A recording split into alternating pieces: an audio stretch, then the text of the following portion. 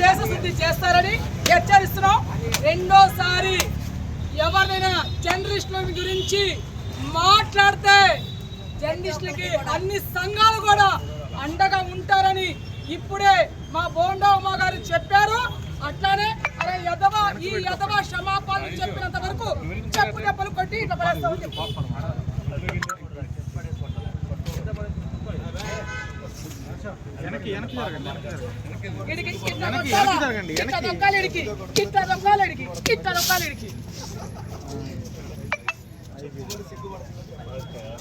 ఇట్లాంటి బూట్లో కొట్టినా కూడా ఈ బూట్లు కూడా బయటికి రావడం సిగ్గుపడుతున్నాయి.